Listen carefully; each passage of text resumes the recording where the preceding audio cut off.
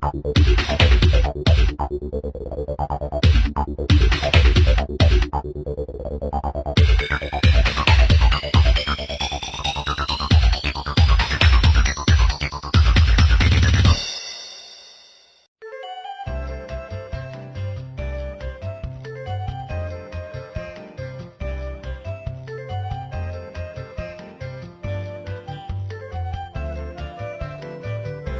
dalam buku yang saya tulis ini, maka sesungguhnya saya menulis hal-hal yang terkait dengan makanan, dengan nutrisi atau gizi, dan yang terkait dengan kesehatan.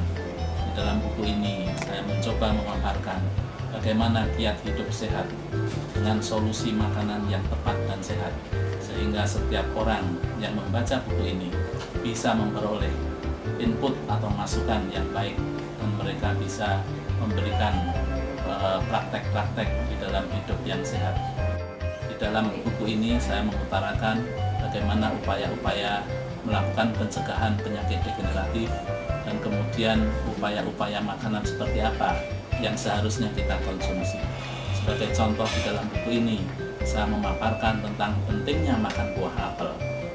Semua orang sudah menyadari bahwa buah apel adalah buah yang baik, buah yang sehat.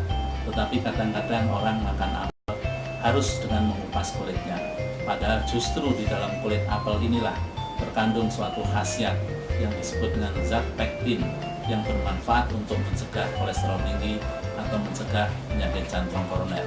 Selain itu, di dalam buku ini saya juga memaparkan bagaimana peranan fast food di dalam kehidupan masyarakat Indonesia sebagai bagian dari masyarakat modern. Sebagian orang menyikapi keberadaan fast food dengan antipati, tidak menginginkan makanan fast food.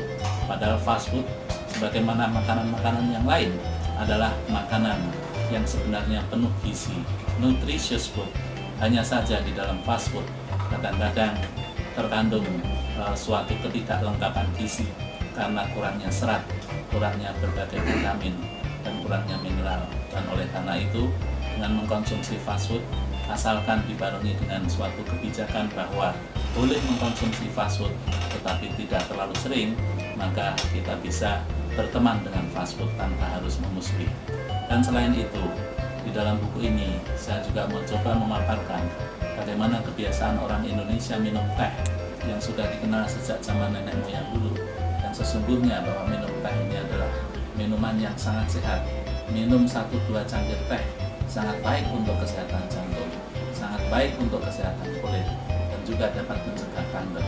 Oleh karena itu, di dalam buku ini orean-orean mengenai baiknya minum teh saya cantumkan dalam 2 atau 3 artikel yang khusus membahas zat-zat aktif yang terdapat di dalam teh. Kemudian selain itu, di dalam buku ini saya juga memaparkan peranan telur bagi kesehatan.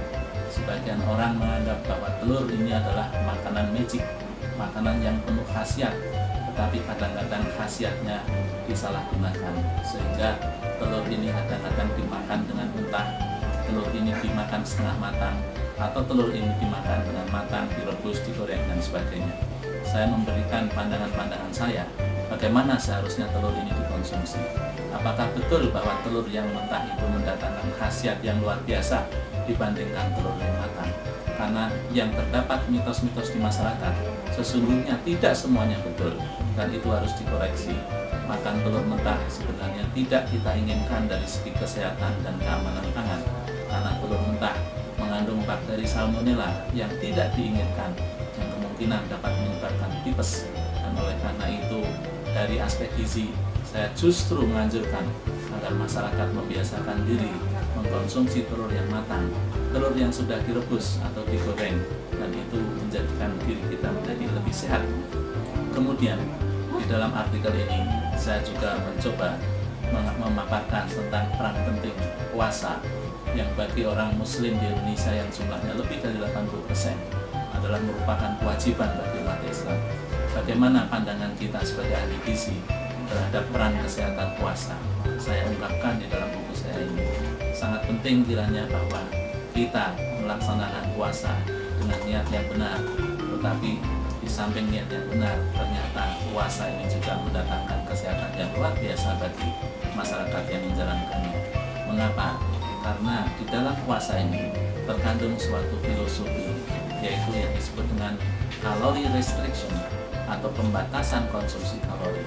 Dan riset-riset membuktikan bahwa hewan-hewan percobaan yang dibatasi kalorinya ternyata dapat hidup lebih panjang, ternyata mereka tampak lebih langsing, dan mereka menjadi lebih sehat daripada orang yang makan berlebihan.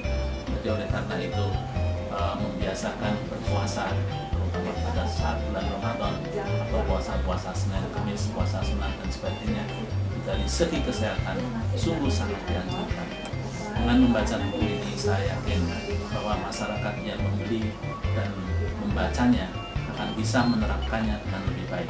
Mengapa? Karena di dalam buku ini saya mencoba menguraikan hal-hal yang sifatnya ilmiah dengan bahasa yang populer, dengan bahasa yang mudah dipahami, sehingga yang membaca buku ini bukan harus orang-orang yang paham tentang ilmu gizi, tetapi masyarakat awam pun bisa menikmati buku ini dengan baik tanpa harus berkerut kelingnya. Bahasa yang saya gunakan adalah bahasa populer, dan ini penting bagi orang awam untuk bisa menikmati buku ini dengan baik. Oleh karena itu, saya menghimbau kepada siapa saja, kepada mahasiswa, kepada para masyarakat awam, kepada para dosen, kepada guru-guru, murid-murid semuanya, membeli buku Solusi Makanan Sehat adalah suatu pilihan yang tepat untuk agar kita bisa menjadi orang yang benar-benar sehat. Karena makanan yang kita makan akan sangat menentukan kesehatan kita. Makanan yang akan kita makan sangat menentukan produktivitas kita. Mudah-mudahan apa yang saya sampaikan ini bermanfaat bagi semuanya. Terima kasih.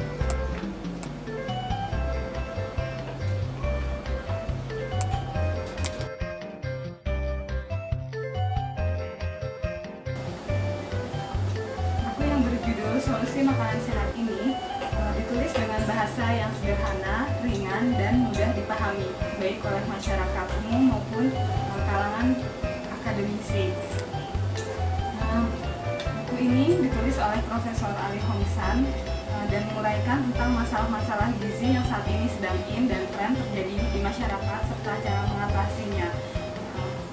Karena menurut saya buku ini sangat bermanfaat, jadi akan sangat bagus dibaca oleh para mahasiswa yang bergerak di bidang gizi maupun kesehatan serta masyarakat awam yang ingin memahami tentang cara memilih makanan sehat dengan cara yang tepat sesuai dengan panduan umum gizi seimbang.